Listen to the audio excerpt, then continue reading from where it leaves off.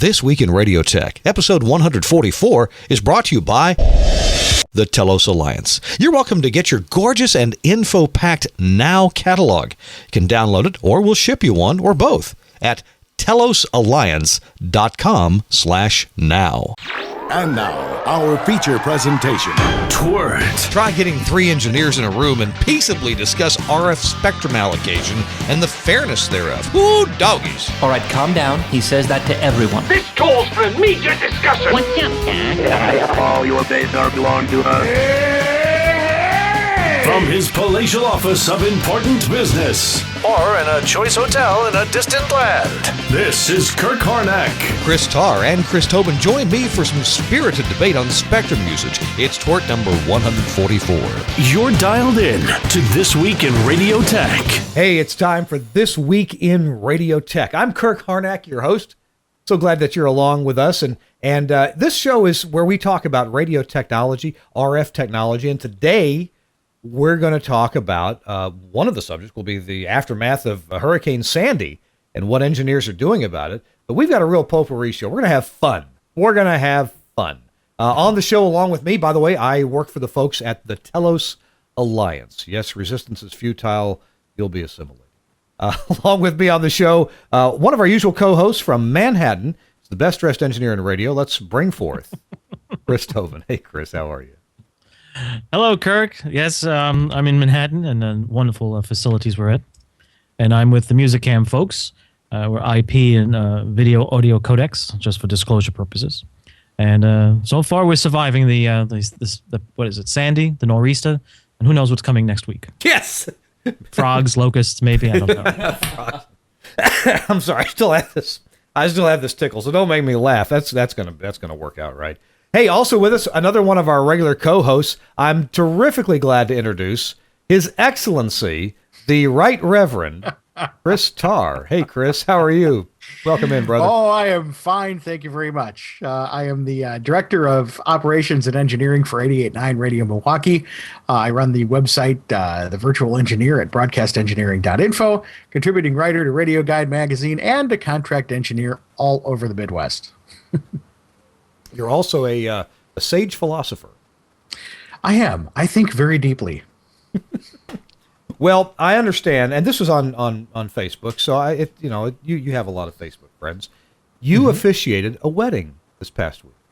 I did. I actually even wore a suit coat. I took off the T-shirt and actually kind of dressed up a little bit for it. It was my best friend Tony, who was my assistant engineer at Intercom when I was there. Yeah, I know Tony. He's a great guy. Yeah. He got married over the weekend, and a few months ago, when they were planning this all out, they asked if I would be willing to officiate the wedding, and so I got ordained online and got it done, and hopefully it sticks. Got ordained online. God bless the internet.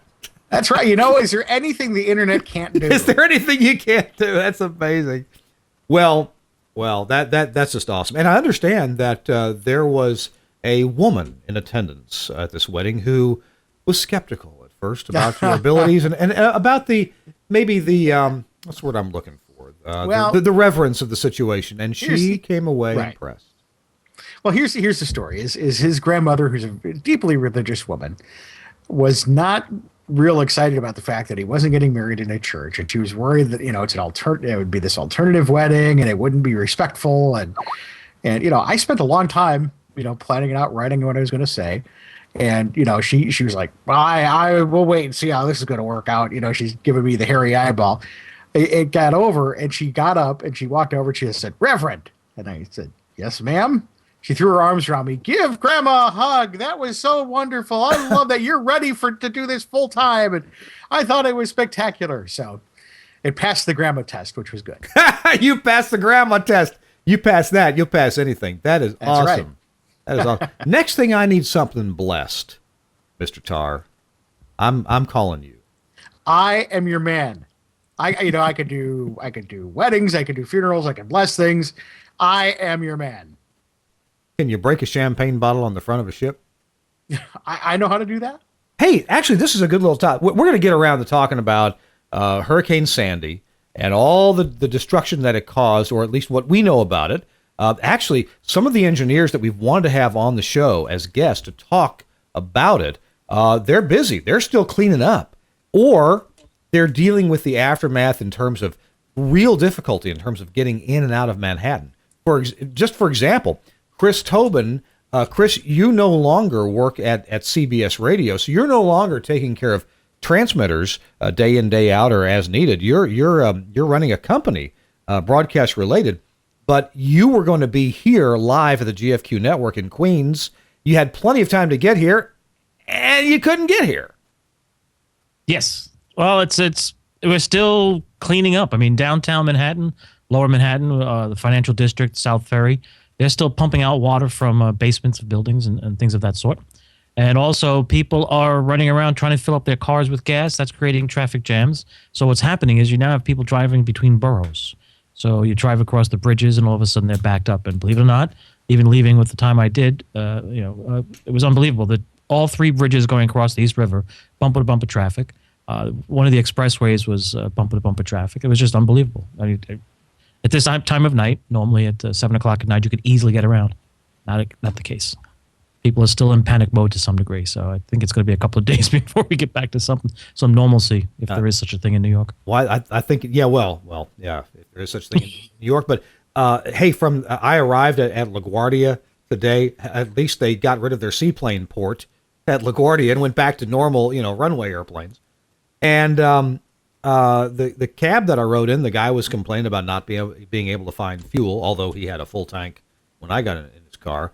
They're doing the even odd thing here in the area. Andrew, is that all the boroughs that are doing that? Yes, starting tomorrow. So starts tomorrow. Starting tomorrow. How's it work? Even license plate? You get gas on some days, odd? Tomorrow is odd. The following day is even. If you have a letter that ends your license plate, it's odd. So if you have a letter or if it's an odd number, you get gas tomorrow.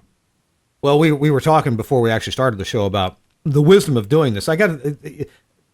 You try to cut down on long lines. And, I was actually in Beijing, China, before the Olympics there a couple of years ago. And they were trying to reduce the amount of smog in Beijing. And it's terrible there. Really awful. And they did it. They attempted this. Hey, if you, even odd license plates, you've got an even plate, you can drive in the city on even numbered days. And if you have an odd number license plate, you can drive in the city on odd numbered days.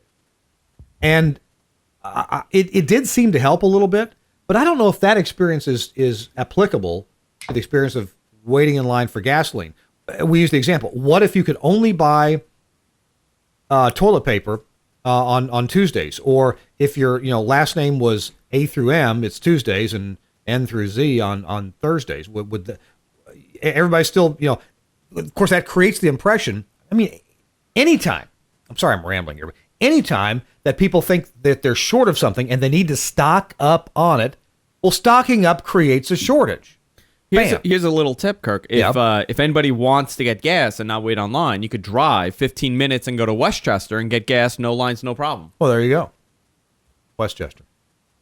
So I'm picturing how well that worked over in Jersey, though, because they did that are they still doing that over there? Yeah, it's awful. Yeah, that's kind of what I thought. So what about all the free gas, Andrew? They had the military came in with some tankers, gave away free gas in bad neighborhoods? Yeah, they went to awful neighborhoods and they gave free gas away and it caused riots. Oh. And there was no gas and they told people to leave, that there's no gas to give anymore. Gee, didn't see that one coming, did we? No. Just like we didn't see Sandy coming either. I don't know. Also, Tom Ray, a regular contributor on this show, hasn't been on for a couple of weeks because of Sandy. We thought we could get Tom on tonight, but he can't. He couldn't make it home in time, and Tom is physically exhausted. He has been up just day in, day out, solving problems every day, and said he just couldn't do it. He's going to be with us next week. He promised, Lord willing, if the creek don't rise, to tell us about the adventures at the WOR transmitter site, which pretty amazing. A lot going on there. As long as we're talking about it, though, we'll Mike Phillips in the chat room. Damn hurricane snuck up on us. Yeah. Oh gosh, that's good. Let's hear from Chris Tobin. Chris, you live here in New York. You live in Manhattan. We talked last week a bit about your power being out and such. In the last week since we've talked, have you had a chance to debrief with any of your engineering friends, and maybe you have a bit more that you can share with us about what stations have been going through and what they've done to get back on the air? Yeah, absolutely. I actually stopped by the old camping grounds at CBS last week to see some folks, see how they were doing, and they were doing very well. All the plans and procedures and preparations we had done 3 years ago when we moved into the facility paid off. They were on generator from the start of the storm until about, I think, Friday. The generator supply did very well. And everything worked as it was supposed to. The only problems they ran into was some flooding at a transmitter site. But other than that, programming made it to air. Audience heard what they needed to. The news folks from the 2 news radio stations were out and about reporting live over whatever cellular networks they can access.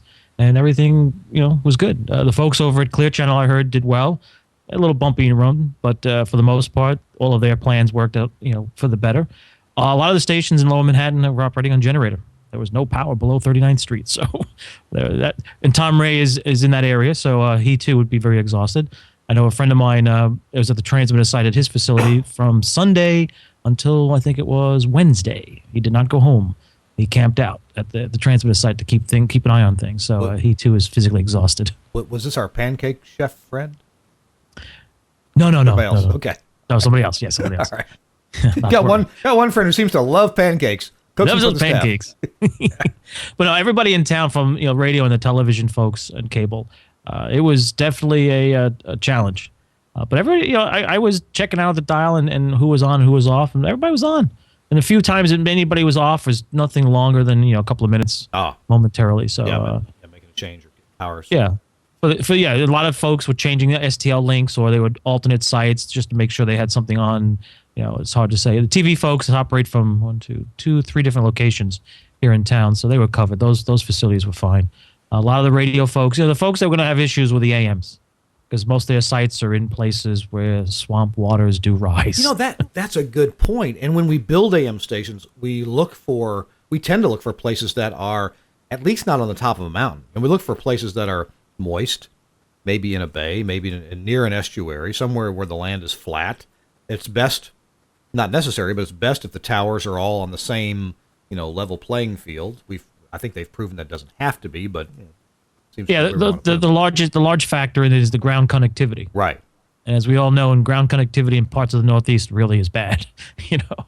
So even if you have water, water around you doesn't always necessarily mean great connectivity. But really, it assists. Yeah, there were a couple of reports years ago about that. But folks here in New York City, most of them in New Jersey and Meadowlands, where the AM stations are. They also have the AMs out. They have a couple of their FMs on the towers as backup off-site location too. What about? I'm sorry. Go ahead. No, go ahead. What about what? Well, what about? I was just reading in Radio World Online. This is such a great resource. rwonline.com.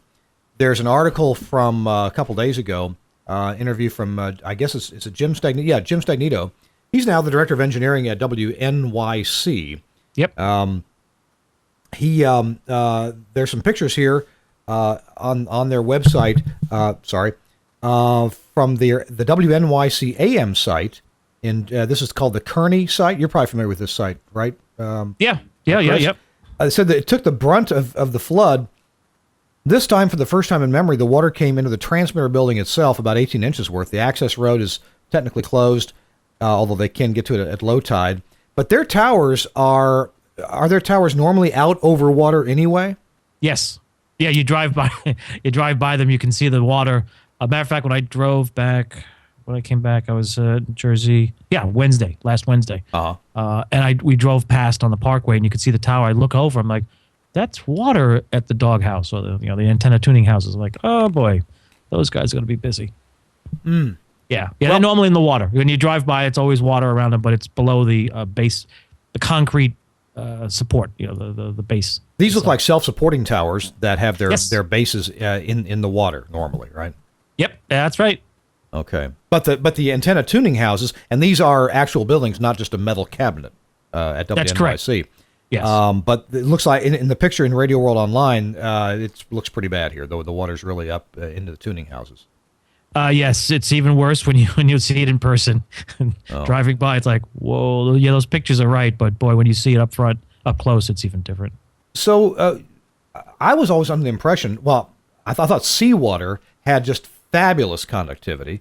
So this is why you want to put your towers into a bay if you can. A lot of AM stations, both on the east and the west coast, do this. There may even be some along the Gulf Coast around the Houston area that do this. Krista, are you implying that that's really not necessarily a smart idea? No, it's a very good idea. It's just that ground conductivity does change, and depending on where you are. There was a report that showed even with the salt, the saline content, I guess, the salt, so what do they call it, salinity content, salinity. It varies with the rise and lowering of the water. I worked at a station in New Jersey. Well, it was a New York station with antennas in New Jersey. We had 5 towers in line, and 2 of the towers were in the water all the time, and one of them was negative. It wasn't helpful. No. And when the swamp rose and receded, the readings would shift. I'm like, oh boy! But the good thing is they shifted within the parameters permitted by FCC rules. But it just showed you that it's not steady. You have to be prepared for these things. I worked in Connecticut, and parts of Connecticut are known for very poor conductivity. Okay. Even though one of our sites was near water, it didn't seem to matter. I'm like, wow, this is interesting. I would guess. I mean, it's not a scientific guess, but I would guess if you're in an area, say like the Meadowlands of New Jersey, or in the South, where you're near estuaries that are constant, you probably have a relatively constant continuity, conductivity that you can base a formula, you could verify your readings and maintain something. But, hey, Chris Tarr, you guys up in Wisconsin, do people there try to put their towers in low swampy areas? Oh, sure. I mean, the conductivity out here, though, the Midwest is excellent, so it doesn't help a whole lot. Yeah, but like the towers for Intercom, the AM, they're kind of in a swampland, and it works really well. So but I if you look at especially like Iowa, some of those AM stations go forever, and they're 5,000 watts. So we really don't have that issue out here. Ah, okay. Do you have some flooding of tower sites though? Some. There was a station I used to work at in Aurora, Illinois. Was out in a floodplain, and they built the transmitter site so that the transmitters were up on platforms, and the tower base, the pier was pretty high up. So you get a little bit of that. Mostly though, it's due to rainwater in low-lying areas. We have some rivers and streams and things that tend to flood. Mississippi, you get a lot of stations along there. There is an AM, I believe, in Dubuque that is out actually in the river. And can have some problems, but they've built that up fairly high up off the ground. So yeah, there's a few out here. I used to live in Memphis, Tennessee, and did engineering there. And there was an AM station still there, of course, in Memphis. I think I want to say the call letters are at least used to be KWAM, KWAM at I want to say 990 AM, and they had a multi-tower directional array. How many towers? I'm not sure. I remember anymore. It was 3 or 4 or 5. It was a number of towers. There was an FM antenna hung on one of those towers. But those towers were in a floodplain on the west side of the Mississippi River, right across the river from downtown Memphis. And the Memphis side, that side rarely flooded because it was built on a bluff. In fact, that was an old joke, and probably still is a joke in Memphis. Memphis, the city built on a bluff and operated on the same principle. But over on the now's the applause sign should come up. Over on the west side of the river, it was very flat, and there was a floodplain there. So KWAM's towers were all built up, as high as 18 or 20 feet on stilts before you got to the doghouse and the base of the tower. So this whole floodplain could flood about 18 feet. The transmitter was up on stilts, 18 feet. So the whole place could flood 18 feet before you had a problem with water getting to the base of the towers. you see that a lot with AMs, especially where they build them in floodplains, just because it's cheap and easy land to use. Oh, no one else is using it. Of course. And it saves you from having to find somewhere else. Yeah, you can't build a McDonald's or a Holiday Inn there, can you? Right. Well, and you have to stick up a couple of towers. Nobody usually complains. The flip side of that is there's a station that I won't name to protect the guilty that actually bought. It used to be some like a big parking lot and just storage and stuff, and the owner was fairly cheap. So instead of digging up all the concrete and asphalt and everything, he laid the radials on top of it and then piled dirt up over it. Oh yes, that's effective. Yeah, so I'm believing that the ground conductivity in that area is probably not very good. It's also right near some high voltage lines, and it was really one of those things where it was in a fairly urban area, so it was very difficult to find land, and this was pretty much all he could find, and of course didn't spend the money to really do it well. So yeah, just kind of stacked the towers, laid the radials out, and then filled and brought in dirt, bunch of dirt. So you're driving down the road and it's flat, and then the land goes up, and there are the towers, and it comes back down. So it's a pretty interesting setup. Wow. Well, so you build your tower in a low-lying area, and it's going to get flooded. Chris Tobin, do you recall what the flood surge was? What the surge was from the ocean from Hurricane Sandy? There were reports of somewhere in the order of 10 feet to 14 feet, depending on where you are. So it's hard to say. I mean, not everybody reports exactly what they had, but let's see. At a couple of the AM sites I'm familiar with, the height of those tuning boxes, yeah, I'd say probably 12 to 14 feet's not really out of the question. And if that was the surge by itself, when you add high tide to that, then yes, you can really get something going. Yes, that's why the seawalls in Lower Manhattan got slammed. At high tide hadn't even arrived yet, and water was already coming over the railings at the seawall in Battery Park. And when high tide hit, well, we know the rest. Wow. And Chris Tobin, I didn't mean to interrupt you from telling any other stories about Hurricane Sandy and the effects afterward, what people have been having to do. Did you have anything else to add about that? No, just, folks are just trying to get back to their homes. I mean, Lower Manhattan, I walked down there. It was just the wildest thing ever. Anywhere below 39th Street, there was just no cars, no lights. Traffic lights were dark. Handful of people, pedestrians on the street. All you heard was the sound of gas generators running in the distance. Most of them. Yeah, but the funny thing was, I assumed the same thing, that maybe these are people's homes. No, they were actually gas generators located at the entrances to the subway entrances along Houston Street where I was walking. Oh, and what was the electricity I doing? assume they're running power down into the subway stations where they were pumping out water. Oh, okay. Or providing light for people to work. Yeah. Exactly. But there were a lot of folks walking around, and the other strange thing was very eerie. It was like a scene out of a movie, say, what was that movie with Will Smith? I Am Legend. Yes, I Am Legend, sure. I Am Legend. Okay, so to make a movie reference, if you could picture Lower Manhattan on a Thursday morning around 11 a.m., where it's normally bumper-to-bumper traffic, easily 3 or 4 dozen people on the street and any intersection crossing, moving about, and here we are, it's quiet, it's empty, there's nothing going on. Just a few stores that have people in them because they must have gas, so they're making some warm food and some coffee, and that's it, nothing else. And then when nightfall comes, it's desolate. It's just dark. Wow. So people come out during the day, get what they have to, and they go. Now, I walked from Houston and 6th Avenue north, which takes you uptown into Midtown, and it was the wildest thing to see. You look up the avenue, and you see nothing between, say, 39th Street and Houston, but then you can see just beyond 39th Street and see traffic, people crossing streets, traffic lights are on. It was as if you're walking through time.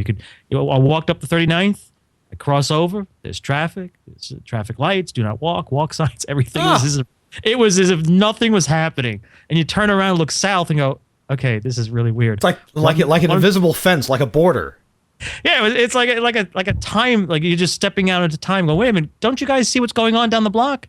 What are you talking about? This is where it ends. It was really weird. Whoa. So, if you could picture all of Lower Manhattan trying to recover from that, folks trying to get back into their homes, figure out what's going on with power, food, it's wild. So if you live in Lower Manhattan, I guess what's Soho area or any of those Tribeca, any of those neighborhoods, So help give me a sense. What did you do? Did you just sleep in your house with no electricity? Well, from what I heard, talking to friends of mine who do live down there, a lot of them pretty much camped out in the houses. Yeah. They had flashlights. They had canned foods that they could eat that were cold. There were a couple of ambitious restaurants around, a couple of delicatessens, corner delis that were actually operating somehow. They managed to get generators in and did some kind of business, so people found ways. Others, I heard, just left and went to friends' houses uptown.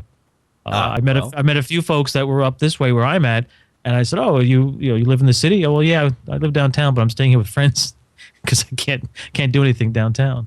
But yeah, I mean, I drove past there yesterday down Lower Manhattan along the financial district and along State Street, right where the Staten Island Ferry is, and it was about a dozen generator trucks and about a half a dozen pump trucks pumping water still out of basements of buildings. Traffic lights are still out.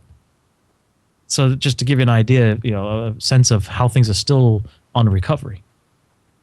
So if you go down into a subway station now and you try to buy a subway ticket with your Metro card or recharge it, is it likely that those machines are fixed yet, or are they still covered with mud? And Oh, no. Anywhere you're allowed to enter the subway system, it's functioning. Everything is functioning on the subway, I think with the exception of one line.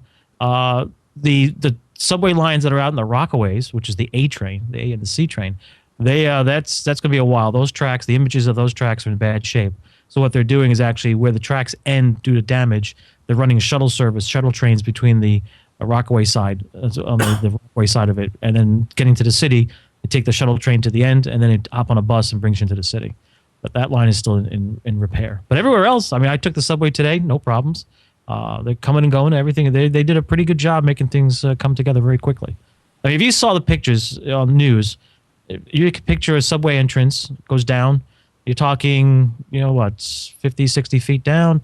You're talking an open space that a subway train is, each car is about 70 feet long. Yeah. So there are 8 cars in length typically, 10 cars. That's a lot of footage to fill with water. And you have to pump that out. That's a lot of pumping to do to get it out of there. That's a lot. Yeah. Matter of fact, the tunnel, the Midtown Tunnel is still closed. They haven't opened that up yet. Which one is the Midtown Tunnel? Can you describe where that is? Midtown Tunnel is the one at 34th Street that goes between Manhattan and Queens. The main tunnel. Okay. Yeah, I've been on that. I've been through there. Yeah, Midtown Tunnel. And then there's the Battery Tunnel, which goes between Lower Manhattan across to Brooklyn. That is still closed also. Well, now the other issue is to go from Queens, to get in from Queens, or even if you come from Long Island and you're driving in, you're most of the time taking the Midtown Tunnel. Right. You're stuck taking the 59th Street Bridge. Right. And there's about a 3 to 4 hour delay on that bridge almost every day. Wow. That's the bridge I was trying to get to you guys from that tonight. Even though the traffic services did not report it, it was backed up. You could have helicoptered over here, from that heliport, and Andrew's got a credit card. It just we'll put it right on. Yeah, we'll put it on the company card. Yeah. Wow. Hey, you're watching This Week in Radio Tech. It's episode number 144, and we're just dishing about emergency stuff, what's happening in New York City. In the second half of our show, which is coming right up, we're also going to talk a little bit about what does our most recent presidential election, where Obama retained the presidency, was reelected, what, if any, effect will that have on broadcasters and on the FCC? It does mean, I suppose, 4 more years of Obama, what's the word I'm looking for, appointees at the FCC. Will that make any difference or not? We do have a good article to get a few quotes from here from politic365.com website. The headline, FCC's minority members leading the emerging schools of thought on spectrum management. So we'll read a bit of that for you and talk about that just a bit. So you're watching This Week in Radio Tech, episode 144. Hi, I'm Kirk Harnack. Along with us are Chris Tarr in Mukwonago, Wisconsin, and also Chris Tobin from Manhattan, New York. We're doing the show today from the studios of the GFQ Network in Queens, New York, and Andrew Zarian is here too, handling all the switching duties as he usually does. Thanks a lot.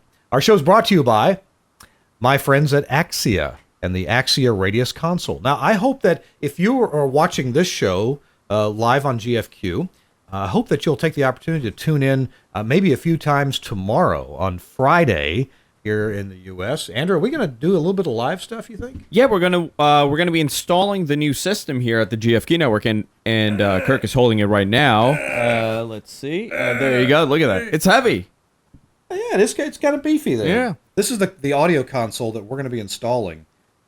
This is an Axia Radius console. I like the Radius very much because it's got these, they're not lit up right now, but they will be tomorrow. These big LED displays. They're kind of sexy. And there's a clock and a timer. And then it's got, of course, all the 8 faders and on-off buttons. OLED displays to tell you what's happening on each fader, on each channel. 4 program buses. This really cool encoder knob here that lets you make all your selections for choosing what source is on each fader. And a couple more OLEDs here to help you look and see what's going on with the console. Here's the monitor section, your headphone amp controls, and your speaker controls. So this is the Radius console surface. It, however, there's no audio in this.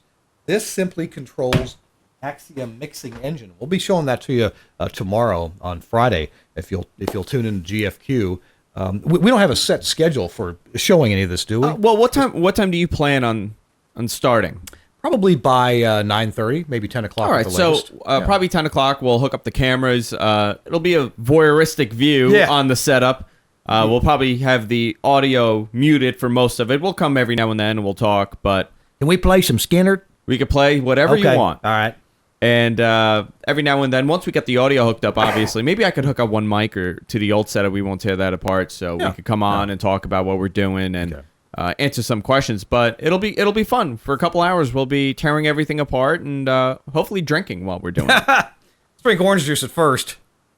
We'll add mimosas. Mimosas. Yeah. Okay. Yeah.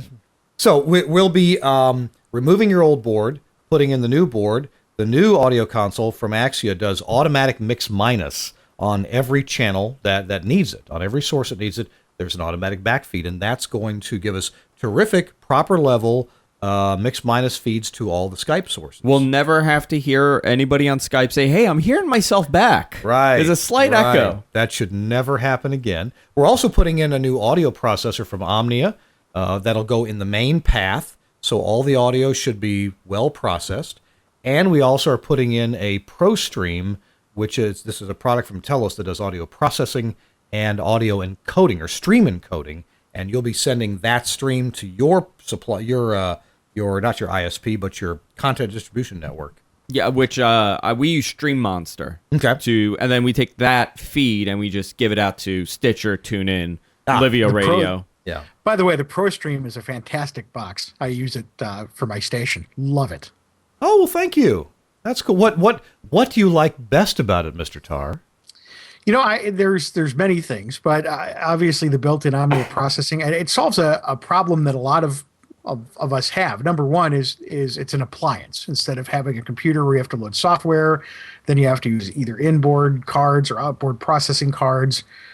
It just, having all of this in what I like to call an appliance makes it not only good sound, not only does it sound really good, but it's extremely reliable. You just set it in your rack, you configure it up, click, set your configuration up and let it go. And I have many pieces of equipment in my life, and that's one of them I don't give a lot of thought to because it just runs. Well, that's a good point. And you know what? Nothing against folks. I mean, all of us here are kind of propeller heads. We're all engineers. We love, making something happen. And, well, I'm going to say back in the day, it was a great amount of fun to install software and configure it on a PC and make it do something that you'd never make it done before. But honestly, in 2012, we got busy lives going on. Is there yet another Windows box that we want to keep up, maintained, do updates with?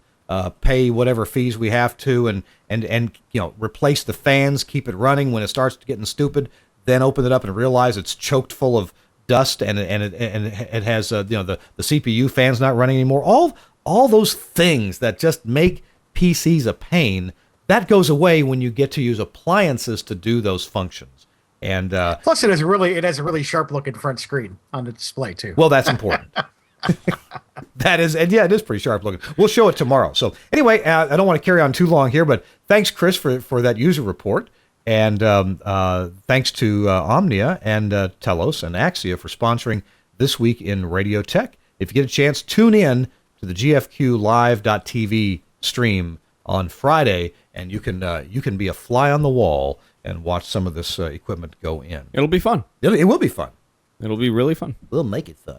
All right, I want to move on to some politics here. I don't know how much politics plays into the FCC. I suppose the folks who are appointees, the commissioners, those people certainly are brought in for their views, maybe for their biases, maybe for their constituency, or what do they want to get done at the FCC? And it's not the case where engineers run the FCC. They're political appointees on the FCC's board.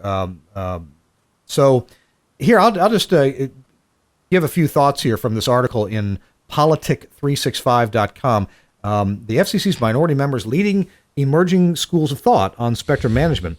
One day before the election and possibly a new chairman of the FCC, because we assumed that had Romney won the presidential election, there would be a new chairman appointed.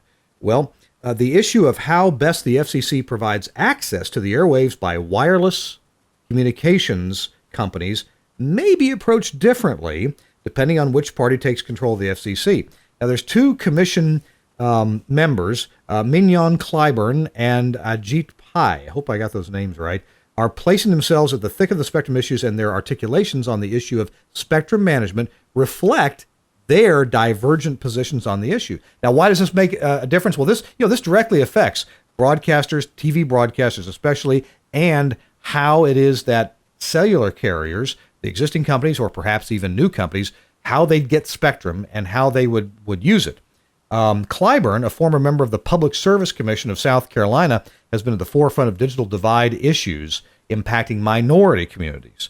Ms. Clyburn believes that in order to best address the demand for broadband, the most efficient use of the broadband has to be made. Access to broadband, she says, is an economic imperative, according to Ms. Clyburn.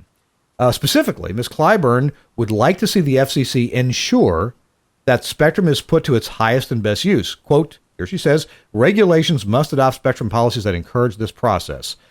Clearing and reallocating spectrum may not be enough under the Clyburn school of thought. The FCC may have to implement policies addressing the structure of the economy, including the promotion of competition, encouraging investing, and deploying infrastructure. Okay, that sounds like a gobbledygook to me, a lot of big words. Okay, fine. Mr. Pai, a Kansas native and former partner of Washington, D.C. law firm, believes that the auction process has had a positive impact on the distribution of spectrum given America's global leadership in spectrum deployment. He believes the FCC should accelerate its efforts to get spectrum into the hands of wireless service providers. And I would assume that means taking it away from people who now have the spectrum that wireless providers want. Mr. Pai's overall view on telecom regulation is that today's telecom industry should not be subject to the 20th century framework reflected in the current Communications Act that governs the operations of the FCC. He wants to remove the uncertainty that eliminates the incentive of business to take on risk. Okay, well, that's kind of a setup for a discussion. And hey, none of us here are FCC attorneys. We may have some individual thoughts on how best to use the spectrum. And I'll begin by saying that, as we go further and further along, and there is more demand for mobile communications, devices like smartphones or mobile TV, all these kind of things, and there is less of a need for television broadcasters to be over the air. Now, I realize in some places there's not great cable penetration, but in some places there's fantastic cable penetration. I think there's less need as we go forward for TV broadcasters to each get 6 megahertz of spectrum for a TV channel. Chris Tobin, Chris Tarr, you want to beat me up on that? Well, I won't beat you up on it. I don't think TV broadcasters should be penalized for 6 megahertz of bandwidth. I think they should be penalized for not doing anything with it, really. Not doing anything with it? What do you mean? Well, with the new digital services, we'll call it DTV or ATSC, with 19 megabits of bandwidth, most TV stations doing one channel, one video stream. Some are doing, others doing 720p. and they're doing a couple other streams, and the other channels, sub channels, I guess you call them. They're basically useless programming. It's like there's no reason for anybody to want to check it out. I mean, I got a portal. I have a Hop DTV USB modem that I pop into my computer. So when I'm traveling, I can watch off over the air ETSC, and I have the sub channels on it. And 90% of the TV stations I looked at, it's programming that does not appeal to me at all. I don't even think it would appeal to my wife. I don't think it would appeal to my nieces or nephews. So that's where I'm upset. So what you're saying that, okay, TV stations have this bandwidth. It ends up being about 19 megabits per second. With that bandwidth, you can do one nice 1080 channel, right? Yeah. And you can do, or in fact, in Nashville, where I live, the CBS affiliate does, most of the time, as far as I know, they're doing one 1080 channel. Most of the CBS stations are 1080. Yeah. The other stations, I'm thinking specifically of the ABC affiliate in Nashville, 720. Does a 720, and they do one or two info channels. One's full-time weather at a ridiculously ugly bit rate. It just looks bad. I'm not sure if they do another one or not. I guess I've tuned by the weather thing every now and then. It is, looped forecast. So, okay, it's interesting for 3 minutes, and then you're done. Are you saying that you think that's a bad use of spectrum? Yeah, that's a poor use of spectrum. Nobody's tuning in. They're not promoting it. No one even knows it exists. I mean, and as you pointed out, perfect example. Oh yeah, they're running a weather channel. What do we know in the industry that we're in, both broadcast TV and radio? Yeah. We know the three big things people always want to know about when they get up in the morning: weather, traffic, and if they're a sports fanatic, what happened in the sports the night before. Okay, and then news comes in fourth. Yeah. Okay. You got a TV channel doing a weather loop, whether it's 3 minutes, 10 minutes, whatever it is, doesn't matter. Your first thing you said was, yeah, they're running a weather loop, but the quality really sucks. Right there. If you can notice it, what's going to keep somebody who's got this brand new 37-inch, 40-inch, 60-inch DTV up on the wall and thought they'd try out those sub channels or whatever the salesman told them they could get? They pop that up, and what is it? It's 480i. Barely 480i is what it is. So I have a DTV, and I look at all the sub channels, and it's annoying. So quality is worse than what you get on a cable service. Tarr? Here's the other side of that. Yeah. I don't care. I don't have a problem with that. I'll watch the crummy version of that channel, and I'm okay with it. I really don't have an issue with it. Here's the thing about first of all, with this whole issue with should we reuse the spectrum? Should we not?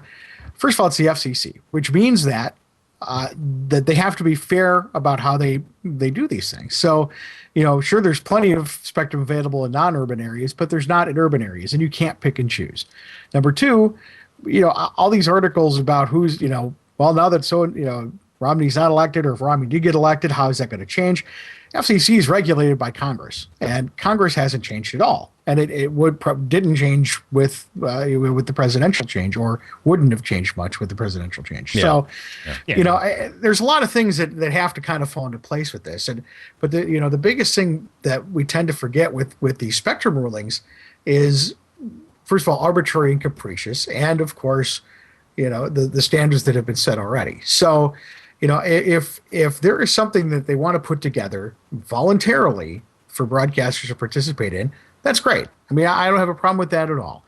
However, if you want to start taking a look at picking and choosing, anytime you have to pick and choose, somebody loses. And if it's somebody that has already been, on the air, whether or not you agree with how they're doing it, as long as it's the same standards that everybody else follows and the same rules, you can't penalize them. And you can't say, well, you know what? Your HD or your second channel looks like crud, or the programming you have on there is worthless. Well, that may very well be, but you know what? Until there's a rule that says it has to be worth something, or it has to be a minimum standard, then as far as I'm concerned, they're following the rules. It's sort of like, the religious translator argument. People say, it's unfair that all these religious translators are out. Well, then get the rules changed. But until then, they can do that. Whether or not we agree with it is an entirely different situation. Well, I would point out my usual libertarian bent, which is that if somebody owns a channel and they had to pay something for it, that's the most likely situation that something useful will be done with it. Now, you may not agree with what they're doing with it, but at least the person or the company that has money out of their pocket laid out, and the incomes for themselves and their employees are depending upon that programming, turning a dollar, they're gonna try to do economically the best thing that they can do with that channel. That doesn't mean it's going to be the greatest programming. It means they're going to do economically the best thing that they can do with that channel. I agree. It's just like radio. It's lowest common denominator stuff for the highest number of eyeballs. So, if I may think that the picture quality on the weather sub channel is horrible, but tell you what, they're not going to do it if they didn't think they're going to make some money off of it and people are going to see it. So, would I like it to be better? Sure. I mean, is it a deal breaker for me? I'm okay with it. It's, when you get into the main channel stuff that I really am not happy. But, the FCC can do some things about that. For example, with HD radio and FM, they give you a minimum quality, although it's not really spelled out. But we've kind of come to an agreement that it's the 48 kilobit codec. So, they can do some of that, and there should be some standards. But again, I'm with you, Kirk. I think that, first of all, I think you don't buy a channel, you're renting it. But yeah.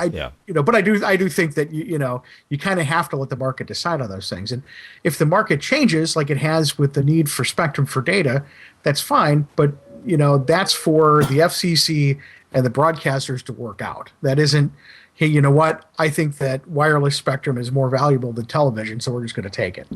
That's what they're doing. Right, and that's they shouldn't be doing that unless everybody involved agrees with that. Yeah, I think that's where the problem lies. I'm not sure who agrees on what.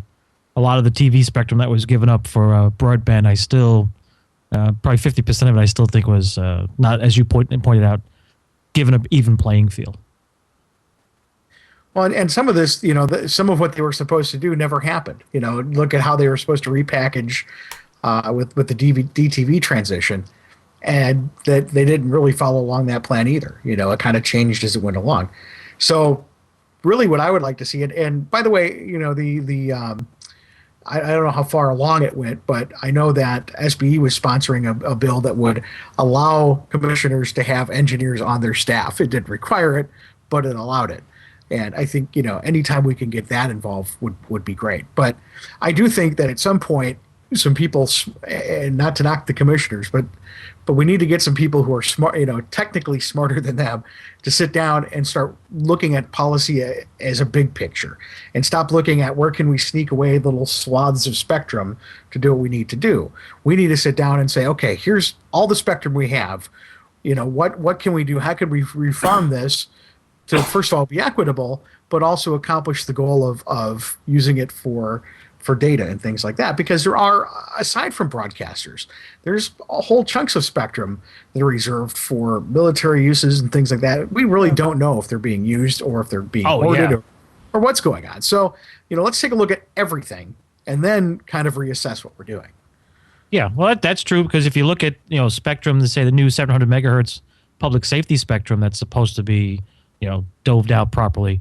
Here in New York City alone, there are more radio frequencies in use by the local law enforcement folks, I think, in probably 5 or 6 states combined.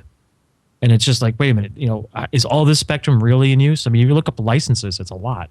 Then go to Chicago and Los Angeles, it's huge. And you're talking, they don't have enough. They're lobbying the FCC, they need more. It's like, what exactly is going on here?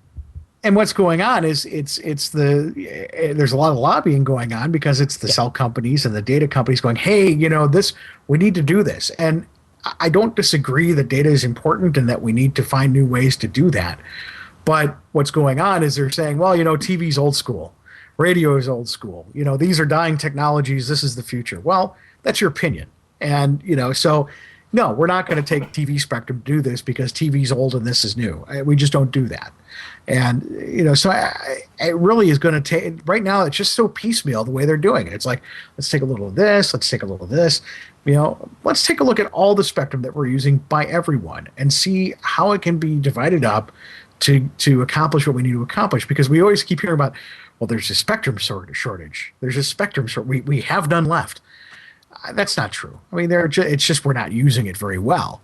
But we need to come up with a way to do it that's equitable and just, to stop, focusing on, TV uses this much and that's a waste. Well, it's not if you're somebody watching that channel. Yeah. So, that's how we have to look at it. I think it's a really interesting debate. And from a technical point of view, I'm interested in thinking about the question of, look, RF is a finite resource, or a finite, conveniently usable resource. From some couple of 300 megahertz up to a couple or 3 gigahertz is what we can physically build equipment to physically use at a reasonable price. How much of that area between a couple of 300 megahertz and 2.5, maybe 3 gigahertz do we want to set aside for medium range, like within a city, within cell sites, out in the countryside, maybe 10 miles or so? How much of that do we want to set aside for mobile data use, for mobile internet? And if people are thinking, as it appears one of the commissioners is, that this is the panacea for low-cost internet access, I'm not sure I agree with that. The low-cost internet access depends on the population density, what's out there, what can be built in most easily. Broadband over power line, I've never been a fan of that, but some people think it's okay. Now, I'll point out that you get nearly unlimited data capability when you run fibers through neighborhoods and right. To small towns, and from there have maybe RF points or wire people's houses. Wired is just wired or fibered is always going to be let's say higher bandwidth over the long haul. I think cheaper to do than RF wise. I'm sorry. Well, here's the thing, Kirk, and that's what's so interesting about this argument is that really, if you want to look at what wastes data and what's wastes bandwidth and is inefficient, it's data. It takes wide swaths of spectrum to send out data at any meaningful rate at the number of connections that they're talking about. And so really what you're seeing is the people who are saying that this is a cure are the people who want to build their business model on it because it's cheap. The one thing about spectrum and doing wireless data is that you put up these access points, you have the reception points, there's almost no infrastructure to that. So you've got companies like AT&T and Sprint and these cellular companies going, just salivating at getting all this to spend all this money or not to spend it, but to make all this money doing wireless data because there's much less infrastructure needed. But when you hit the nail on the head, it's fiber and it's those sorts of things that are going to advance broadband in the United States, not wireless. Now, in rural areas, wireless is going to be a big help. However, we don't have a spectrum issue out in the middle of nowhere. Well, that's a good point. So that problem sort of solves itself in rural areas, right. Doesn't it? So, what really we need to be working on is building out fiber in urban areas and then worrying about the wireless in the areas that don't and running fiber out to those points. And all of a sudden, problems start to go away. However, none of these companies want to invest the money in the infrastructure to put fiber in anywhere. And that is the problem because those companies are the same ones who are working with the wireless companies. So everyone wants to do wireless because it's cheap. Nobody wants to do fiber, which is the right solution because, oh my goodness, it costs money to do. Does any of this discussion affect radio? Absolutely. How so? Yes. Oh, sure. Yeah, from your STLs to your websites to your audience's ability to hear what your station's about, the phones they use. There's a lot of things. It's actually, I think it's the graying of the line is increasing. And as Chris pointed out, folks like AT&T, Sprint, Verizon are salivating because the infrastructure costs are minimal for them to go with the wireless spectrum and go after people like broadcasters who are doing their own thing with spectrum that doesn't require the one misconception everybody keeps overlooking because you have to is the telecommunications industry as we know it is based on a model from the 1800s from billable units, billable services. That's what they're about. When a phone company, a communications company, because they're not the phone company anymore, at least according to their marketing. If a communications company can tell you once you have your service with them which type of voice services you can use, whether it's Skype or something else, and if they say you can use it, they charge you again for it, that's a billable event. That's how they make their money. But wait a minute, why should they do that? It doesn't cost them anymore, and they don't even know what's going on. There's no value in between the point A to point B. The value is what the conversation's about to the people initiating it, but not the people carrying it. And here's the thing is, how it relates to radio is how many times have you heard hints that possibly these wireless companies want to go into 900 megahertz? I mean, what's there? Our STLs. I mean, every couple of months we kind of start hearing those rumors. that 940, 950 megahertz area would be great for cellular data, and really nowadays radio people, you've got T1s and other connectivity to broadcast sites. You really don't need those intercity relays anymore, do you? And, they start making the play on that. So it absolutely affects us in a negative way. And it's because, as Chris said, it's this cheap infrastructure. They're salivating over that. And, what I would rather see is the FCC getting together and going, no, what you guys need to do is you need to put fiber in. That's your plan. Stop worrying about having to get bandwidth for things, because that's the easy, cheap solution, but it's not the right one. We're just going to kick the can down the road, because as populations increase and data usage increases, we use more of that spectrum. And at some point, that's going to be exhausted. So let's do this right. Let's look at this as an integrated plan and look at, wireless to augment a better infrastructure. And that's what I would like to see happen from the FCC. Chris, you've mentioned kick the can down the road. If that can was filled with some SSD drives, then we'd have some bandwidth. There you go. The bandwidth is there. It's the old model that certain telecommunication carriers are lobbying against changing. Yeah. Remember, you look at your phone bill, they still charge you message units. What is a message unit? That comes from the telegraph days, the telegrams. A telegram was a message unit. Okay? Right. Just to give you an idea of what's going on. And remember, you get billed for when you make the call, not when somebody answers. As soon as the call goes through, you're getting billed. Hello? How insane is that in this day? Look at what AT&T is trying to do, and some of the other phone companies to deregulate telephone service to stop it, being required to provide it in rural areas. They want to replace it with data. Again, they want to do that wirelessly. So, it's because they don't want to spend the money on the infrastructure. They would much rather, buy the towers and do the RF than actually string copper or fiber or whatever else, even though, again, that's the proper solution to what we need for the future, not only for broadcasting, but for telephone, for data services, for everything. We need to stop making this artificial this straw man argument about needing more bandwidth, more RF bandwidth. And we really need to start having a discussion about what we need to do about our current infrastructure. Need more competition with it. Those copper wires can carry high-speed data. ADSL, SDSL. Sure. But nobody's looking to put the R&D or further, that particular technology. Do you really think that there's more bandwidth to be gotten out of existing copper twisted pair plant? Sure. Absolutely. Really? Absolutely. Yeah. And with smart packet routing and intelligent data management, you'd be surprised what you can do with a 2, 3, 4 megabit connection for the average household. If you want to have a billable event or a billable element, you can come up with services. It is absolutely laziness on the part of the telecommunications companies. And that is the only problem with why we haven't advanced it as far as we have, because we could advance even the copper data over copper could be advanced, but they don't want to do it because it's the infrastructure is expensive to maintain and build out. So they just stop the R&D on it because they're just not going to do it. And they've all but said that. Yeah, and as Chris pointed out, there's plenty of data. It's all be lazy. I have an LTE modem. I have a couple of LTE modems. I can get 20 to 30 megabits download and upload out of these things. Really? Why do I need that much bandwidth? I haven't been able to max out the pipe. What I do get is a nasty note from the communications carrier, not the phone company, saying that I'm using their device out of the terms of service. I said, well, prove to me I'm doing it out of terms of service. You don't know what I'm doing with it. And they can just tell by the bursty data. I was like, no, that's not that's not the way it works. But they've got a great stronghold, and we're all getting squeezed. I really don't believe there is not a spectrum shortage, as Chris pointed out.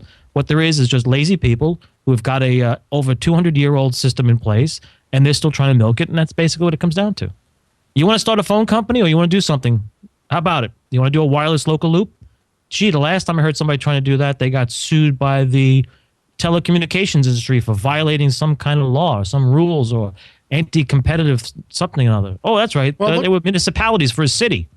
Right. Look at the laws that are getting passed that are banning municipalities from running fiber to provide internet. What kind of BS is that? AT&T and Time Warner and all these companies are lobbying Congress and lobbying the states to pass these laws that prohibit municipalities or even non-municipalities in some cases, just new people to come in to run fiber and run fiber and sell it. So all of a sudden, they not only are they refusing to put in the fiber infrastructure, they're refusing to let anybody else do it. So that's a restraint of trade. That's a RICO Act. It's crazy, and it's happening, and those are the things I'd love for the FCC to address. I don't care who's in the White House. The White House doesn't matter. Chris is absolutely right. Congress, an act of Congress is what FCC has to abide by. Right. All the FCC can do is make a suggestion, and then Congress has to act on it. That's the thing is, it really doesn't. And that's why I kind of laughed at that article about, what would have been if Romney would have got it would have been the same old stuff. I mean, okay, the makeup would be a little bit different, but they don't get their marching orders from the White House. Hey, think about where we were, as short as 5 years ago, 2007. Think about what data services we were using in 2007. What was available to us to purchase? What did we have? What did we want? Was it adequate? Was it not adequate? We got to wrap the show up pretty soon. What do you think that the communications landscape is going to look like in 5 years from now? In 2017, a year after we have a different president in 2017, what will mobile data look like? What will mobile TV, what will we have in our homes or in our cars for data services, and what will it cost? You want to make a prediction about where we'll be? My prediction is it'll be just like we're at now, but more expensive. You think? It won't be, Yep. but it's so much faster now than it was 5 years ago. It doesn't matter. It's faster with the same people, the same players. It's really not that much faster. I disagree. How is it fast? My bill for data at the house is within $5 what it was 5 years ago, and yet my speed has tripled, more than tripled, in 5 years at my house. Now, maybe my situation is real unusual, but I do talk to other people who have Comcast or Time Warner, and they say, I guess my speed has gone up over time. Mine's gone up a bit. It hasn't gone up a ton. But my phone bill is probably on average the same or less as it was 20 years ago. Well, say 15 years ago. What about your cell phone bill, though? Because that's really what this is about. This is not about wired phone lines, because eventually those are going to go away. But what about, for example, did you have unlimited data on your cell phone last year? Do you have it this year? I have 10 gig on the cell phone. I could switch to unlimited, but then they won't let me do tethering. It's unlimited. All I can eat on this device. Well, let's or look 10 at that gig then. tethered. Let's look at that. If it's unlimited, why can't you tether? Well, because my PC can consume a lot more data than the phone can. But that's not true. Well, okay, but in practice, yes, it's true. But I mean, that's the thing, is those are the things I'm talking about. Those things are never going to change because it's not in their best interest to change them. So, we've gotten some speed increases. That just comes naturally because that the infrastructure was always there to do it. We're not really adding a ton of new infrastructure. LTE is a little bit different, but again, these are things. If you look at where we're at, where other countries are at with bandwidth and speeds and technology, they're blowing us away because, again, they've been investing in the infrastructure. So, what you're paying for data right now is probably a lot. You're getting a lot less for paying a lot more than you would, for example, in somewhere overseas. Yeah. And I don't see that changing. I mean, I just don't. I don't see 10 years from now, we may have some more speed. We still won't be able to do what we want. We'll still be restricted by a ton of different terms and things that, restrict how we use it, because heaven forbid we actually use it. That's what I'm talking about. It's nobody, these companies that should be dumb pipes refuse to be dumb pipes because they don't want to do that.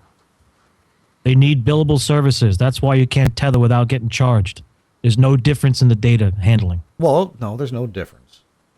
No, it's a billable service.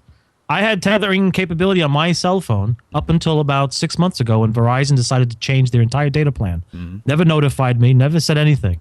But I had tethering. It was perfectly normal. Everything was there, and all of a sudden it's gone. And I called up. I said, what's going on?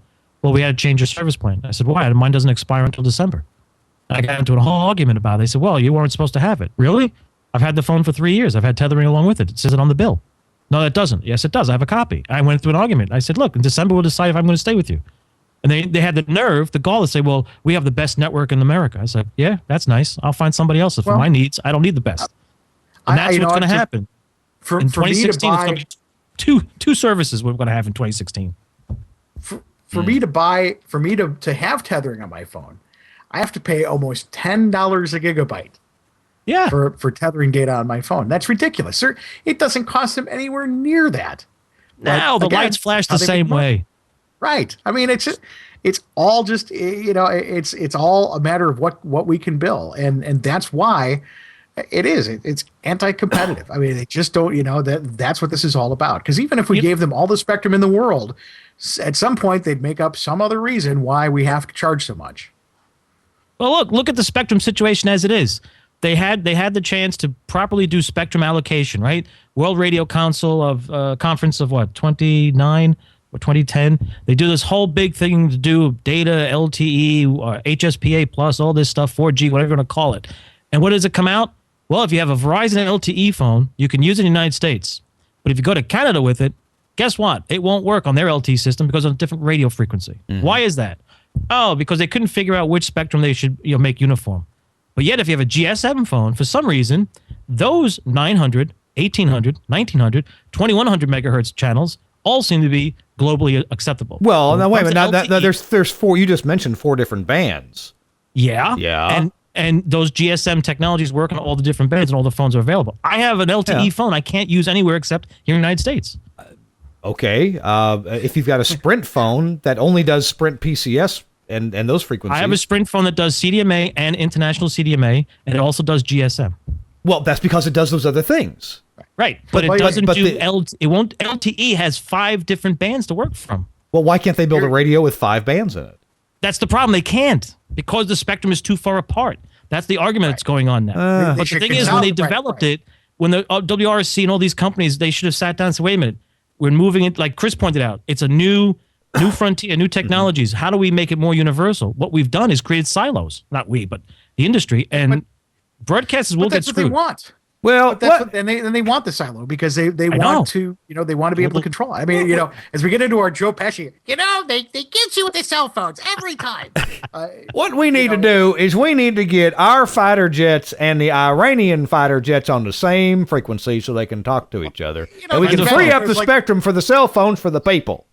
Imagine if, like the auto industry, each of them developed a car that ran on a different kind of fuel and only ran on certain roads. And, I mean, it's crazy. And the cell phone companies do that. They all they all use their own different spectrum. They're very protective of it. And, because of that, phones can be designed to only use one or the other because that way they can jack with them and load all of the apps that they want to have loaded on their phone. Okay. All this bitching and moaning, but it's still, for many of the carriers, you can go buy a phone that works around the world, except Japan, maybe. Because Japan, they're different than everybody else. You can only buy certain phones, even though if you have a phone that has universal stuff. Like, I can't buy a SIM card from Verizon unless I get a 2-year plan. But yet I can go to Europe and buy a SIM card. So what do we need? So what do we need? More competition or more regulation? Yeah, more competition. It's like the roads. It's like the road. We don't have 6 different ways of driving on a road. You want to change lanes? You change lanes based on capacity. You haven't met my wife and daughter yet. Here's the other problem is, and you mentioned it, Kirk. People in this situation use regulation as a dirty word, and it's not. It's not regulation we're looking for. It's standards standards and holding these people to standards, which means you have to have some regulation. So, I know the libertarian side of you hates any kind of regulation. It's let the market decide. But in these situations, this is why we have these problems, because there's kind of a lack of regulation in that area. Well, you have to have some. Okay. How come Eureka 147 wasn't going to work out in the U.S.? Because, you want to know why? Because I thought our military was using those frequencies. No, had nothing to do with that. All right. Had nothing to do with that. What it had to do with, and I heard this from several owners of broadcast group CEOs in a couple of different conferences back in the early days. They did not like the idea that Eureka 147 created an equal playing field for their competitors. Oh, sure. Yeah. And that's it. That was it. End of story. They didn't want to hear anything else. Well, wait a minute. I'm okay. And the military that may have been a factor. It may have been the factor.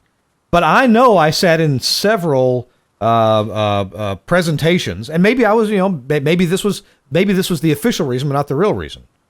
But they pointed out that, well, hey, this can work on the frequencies it was designed to work for in Europe, but we don't have that frequency in the U.S., so we're gonna have to do it on this other frequency band, and it doesn't work as well. It requires a whole lot more power. It doesn't penetrate buildings. Was that not a factor?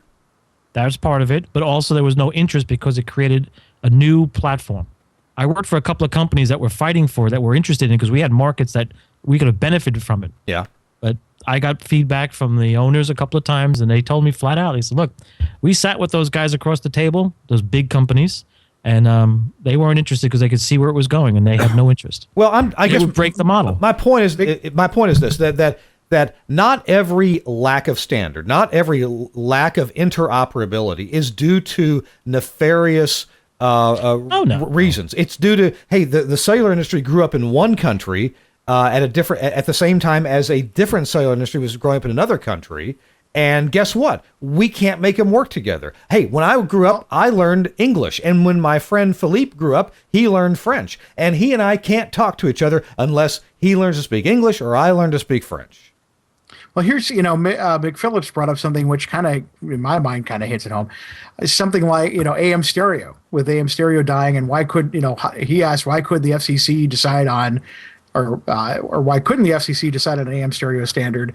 It's because they did decide on a standard, and they got in trouble because people thought it was regulating. So it was like, you need to let the market decide.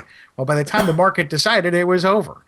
So, sometimes you have to not, you have to push the market along sometimes. Unfortunately, had we had an AM stereo standard, do you think we would have a lot of people listening to AM stereo today? We don't know. I don't think so. Maybe. I mean, that's even if there wasn't, that's not the point. The point is they could have set a standard long ago that could have fostered that development. They chose not to. It died. So, because people didn't know what it was. You were requiring people to put the cart in front of the horse, and they weren't willing to do that. If sometimes you have to have a standard, good, bad, or otherwise, to get things moving. And what's going on is we're just saying you can't always say we just have to let the market figure it out, because sometimes the market just doesn't figure it out, and you get things like what's going on with the cell phone companies. Since there is no standards or regulations, they create their own, and it's usually not. I've yet to see a company go, you know what, this will save our customers a ton of money, so we should do it. It doesn't happen. Do companies ever think we should sell our customers what they want to buy? Well, of course they do, because they're going to make money. But when it comes to things like, for example, who really wants all of Verizon's crummy apps on their phone? How many people have said, I wish my cell phone company would load up a whole bunch of stuff on my phone that I'm never going to use? Do you think they're thinking, are they really thinking, this is going to be great for our customers? Or are they thinking, we're going to lock a bunch of people in and make some money off this? I got to agree with you there. While I was in the taxi line at LaGuardia, I spent a whole 12 minutes trying to delete apps from this Samsung phone, apps that T-Mobile wants me to have, apps that I'm not interested at all. I don't want them chewing up my battery. I kill them. They pop right back up. And I agree with you there. But now, what's happened in the computer industry with all the crapware that used to come on computers? Now you can pay $50 more and not have any crapware. Yeah, but you're not losing your battery power on that one. That's true. You're not paying for the airtime. Hey, so if you want an alternative phone company, anybody using Ting, Ting, ting.com? Heard of it? I haven't. They're not actually a phone company. They're a MVNO. What do they call it? MVNO, yeah. What's that mean? Mobile Virtual Network Operator. They buy time. They lease space off of the Sprint network, I believe. Yeah. I think that's it. Is that interesting?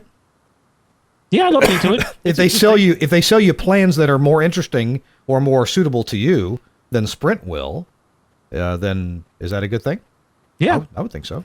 Yeah, it's a good thing. You bring your own phone. It's not subsidized, apparently. So you can pay more from them, or you can bring your own phone that would be compatible. Yeah, absolutely. I'm gonna check it out. Yes. Here's a great example of a company that, really not a virtual operator, but Cricket, who actually built out in some areas, were able to get some licenses, some PCS band licenses, and build out a network that's really competitive. Unfortunately, they get cut out of anything decent in terms of roaming agreements because, again, they have to work out the agreement with the large carriers, and they're not interested. So if you just use your phone locally, you get absolutely fantastic rates. However, if you go to a network where they don't have cell sites, then it's not so great. Yeah.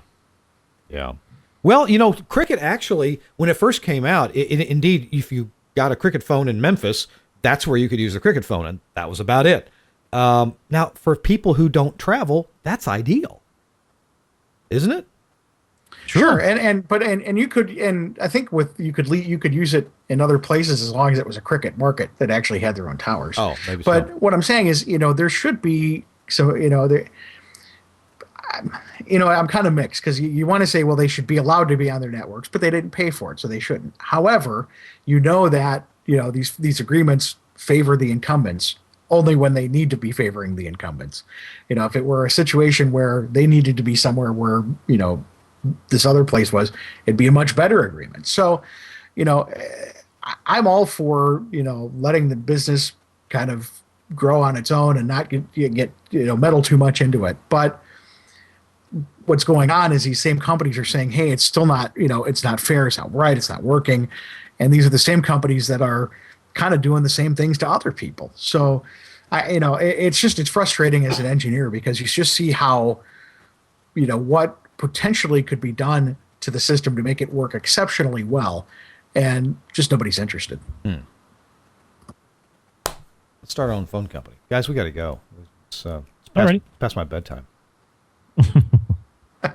You got me on a good rant, though, so I applaud you. I appreciate it. That's the best time we have with you, Chris, is when we get you on a rant. It doesn't happen often, but when I do, look out. All right. Thanks for the suggestions on some show topics. We're going to handle some of those coming up. So your suggestions and your tweets are not in vain. Follow us on Twitter at TwirtShow. TWIRTSHOW at Twort Show on Twitter. We have a Facebook page. I think if you just do, we'll get Mike Turow on, Mr. Phillips. We sure will. I promise you. And we have a Facebook page, so check us there. ThisWeekinRadiotech.com. That's one big honking long word. ThisWeekinRadiotech.com. You'll find the latest episodes there, and they will point you back to our network that we're on, the GFQ network. You can always find our latest episodes there, too, at gfqnetwork.com and watch live at gfqlive.tv. All right. Thanks, Chris Tobin, for being with us from Manhattan. Glad you have power. Oh, yeah. No, we never lost it, which is good. And during the height of the storm, the corner deli was still open. Woohoo! It was good. Oh, yeah. And Chris Tarr, who runs his own corner deli right there at his house. Chris, thanks for being with us. Thanks for having me. All right. And Andrew Zarian, here in the studio. Yes. Thank you. Oh, no mic. No mic. There we go. Yeah, thank you for doing the switching as usual. Appreciate you being here. Thanks for doing the show. All right. Our show's been brought to you by Telos Omni and Axia and the Axia Radius console. If you are available to watch the show watch the network, gfqlive.tv on Friday, the 9th of November, you might just see us installing and configuring a new audio console here at the GFQ network. We're going to see you next week on This Week in Radio Tech. Bye-bye, everybody. That's all the bandwidth we can pilfer this week. Another twort has propagated, and all the transmitters and audio equipment live happily ever after, thanks to the handsome engineer and his kind, benevolent care. We'll be back next week. Lord willing and the creek don't rise. This Week in Radio Tech. Subscribe to iTunes and you'll never miss a show. Search for This Week in Radio Tech in the iTunes Store. Soliciting is strictly encouraged. If you like today's show, tell a friend. If you didn't like it, we were never here. Kirk Harnack's wardrobe provided by the Salvation Army and the Red Cross Disaster Relief Services. Hair and makeup provided by Penelope Garcia Hernandez Weinberg. He's unique, wouldn't you say? I just want to get it over with. This ends this transmission. Tango, Whiskey, India, Romeo, Tango. Signing off. Okay.